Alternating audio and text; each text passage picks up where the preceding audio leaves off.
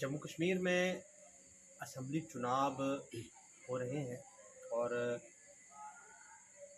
दो फेज़ जो हैं वो हो चुके हैं। तीसरे फेज़ की तैयारियां लोग कर रहे हैं।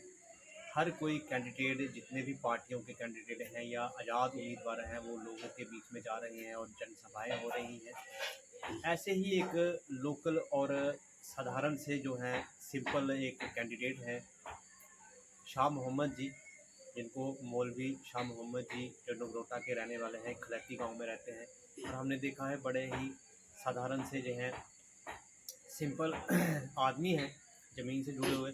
ये भी इस नगरोटा कॉन्स्टिट्यूंसी में इलेक्शन जो है वो लड़ रहे हैं और हम इनसे ही बात करेंगे। सबसे पहले बहुत बहुत हम वेलकम करते हैं। मेरा नाम मौलवी शाह मोहम्मद मुझे कहते हैं। तो नगरोटा का ही रहने वाला हूँ मैं। हमारा गांव कोर जागीर है, तो कोर जागीर का रहने वाला हूँ, लोकल आदमी हूँ। और गुजर बकरवाल बरादरी से मेरा ताल्लुक़ है। और गुजर बकरवाल कॉन्फ्रेंस एक तंजीम है गुजर बकरवालों की, उसका मैं सूबाई करने सकती भी हूँ।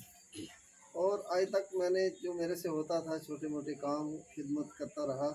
मैंने कभी ये नहीं सोचा कि ये मुसलमान है, हिंदू है या सिख ईसाई है या कोई है। मैंने ज़ात पात को दूर रख के दूर अंदेशी के साथ हर आदमी के साथ बराबरी का सलूक किया और हर एक के दुख दर्द में मेरा काम आना मैं ये समझता हूँ कि मेरा फ़र्ज़ है। तो इसी बिना पर हमारे नौजवानों ने, साथियों ने मिलकर एक मशवरा किया कि आज तक हम दरियाँ बिछाते रहे, नारे लगाते रहे, हर पार्टी के साथ जुड़े रहे, लेकिन हमारा किसी ने कुछ नहीं किया। अपना अपना मतलब सीधा किया और हम वहीं पड़े रहे। तो इसलिए इस बार लोगों ने मुझे ये मशवरा दिया कि हम आपका साथ देंगे और आप मैदान में आ जाओ। तो मैं भी जज्बात में आ गया और शौक़ था, जज्बा था, तो मैंने भी फार्म भर लिया। उसके बाद मुझे बहुत सारे ऑफ़र आए कि आप रहने दो, आप हमारे साथ मिल जाओ। कोई कहता है, बीजेपी वाले कहते हैं हमारे साथ मिल जाओ, एनसी वाले कहते हैं हमारे साथ मिल जाओ। लेकिन मैंने ये फ़ैसला किया मैं किसी के साथ नहीं मिलूँगा। मैं एक मौका आवाम को देना चाहता हूँ कि हमने सबको आज़माया है, सबको आज़माया है हम लोगों ने, तो किसी ने हमारा कुछ नहीं किया। तो इसलिए इस बार हम खुद ही ये फ़ैसला लोग करेंगे कि भाई वोट किसको देना है, किसको देने में हमारा भला है, किसमें हमारी तरक्की है। तो इसी जज्बात के साथ मैं इस बार मैदान में आया हूँ।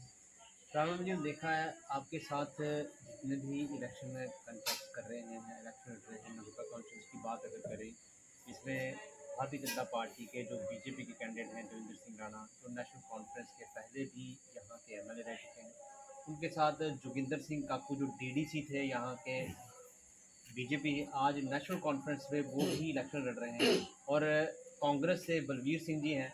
ये सब बड़े बड़े पार्टियों के नेता हैं। क्या लगता है, और भी जो आज़ाद उम्मीदवार भी आपके साथी हैं, और लगभग मैंने देखा है कि 8 कैंडिडेट हैं नगरोटा कॉन्स्टिट्यूंसी से, तो क्या लगता है आपको इनसे मुकाबला क्या कर पाएंगे आप?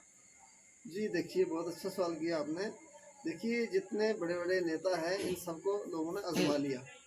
देखिए, पहले नंबर पे हम जोगिंदर सिंह राणा साहब बहुत अच्छे काम करने वाले लीडर हैं और मेरे दोस्त भी रहे। मैं उनके साथ काफ़ी चला। पिछली बार मैंने पूरी सपोर्ट की और वो एमएलए बन गए। हमारी मदद के साथ, हमारी कोशिश के साथ, हमारे वोटों से वो बने। लेकिन उसके बाद में उन्होंने क्या किया कि भाई वो अपने चले गए, बीजेपी में चले गए। चलो, सियासी आज से बड़े पहले लोग नेशनल जानते हैं। कॉन्फ्रेंस में रहे और बड़े जी गदावर जी नेता हैं वो जी जी, नेशनल कॉन्फ्रेंस। बिल्कुल।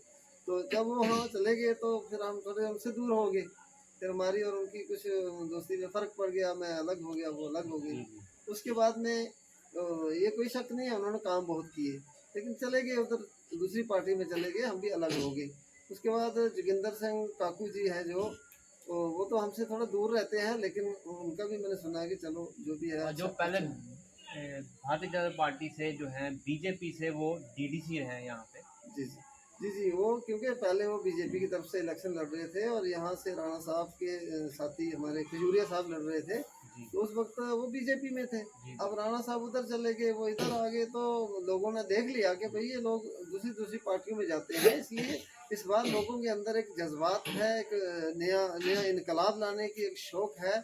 उसी शौक़ को लेके मैं भी आगे बढ़ा हूँ और मुझे उम्मीद है जो लोग हैं तमाम मेरा साथ दे रहे हैं। मतलब हर तरीके से मैं ये सोच रहा हूँ कि शायद बाकी पीछे हैं, मैं आगे जीतने वाला हूँ। मेरे हौसले बुलंद है, मेरी उम्मीदें बड़ी आगे बढ़ी हुई हैं। और इनको लोगों ने आजमा लिया है। ये लोगों की उम्मीदों पे खरे खुरे नहीं उतरे, इसलिए मुझे ये उम्मीद है पूरी कि इस बार जो अवाम मौका आज़ाद उम्मीदवार को दे रहे हैं। क्योंकि देखिए कश्मीर के अंदर आपने देखा बड़ी बड़ी पार्टियां, बड़े बड़े लोग सब हार गए, पीछे रह गए, लेकिन एक छोटा सा आदमी निकलता है आज़ाद उम्मीदवार तो उसको कामयाब कर देते हैं। तो इस वक्त एक लहर है आज़ाद उम्मीदवार की। तो मैं ये चाहता हूँ, लोगों को बेदार करना चाहता हूँ, ये लोगों बेदार हो जाओ, अपने हकूक़ को पहचानो और भेदभाव के खिलाफ यानी नाइंसाफ़ी के खिलाफ, जुल्म के खिलाफ अपना वोट इस्तेमाल करो, ताकि आपको इंसाफ मिले, आपके साथ मतलब इंसाफ हो, अदल हो और आपके हकूक़ जो है वो आपको पूरे तौर पे मिले। तो मेरी ये मतलब पूरी तमन्ना है और ख्वाहिश है कि मैं खिदमत का बिल्कुल मतलब खिदमत खल्क करने के लिए तैयार हूँ। अगर लोग मुझे मौका देंगे, मैं तन मन धन से पूरी कॉन्स्टिट्यूंसी को चिमटा के रख दूंगा और बहुत डेवलपमेंट करूँगा, तरक्की के रास्ते पर ले जाऊँगा। कॉन्स्टिट्यूंसी की जनता आपको जिता के असेंबली में भेजती है, आप यहाँ के एमएलए बनते हैं, तो सबसे पहला काम जो है वो जनता के लिए क्या होगा?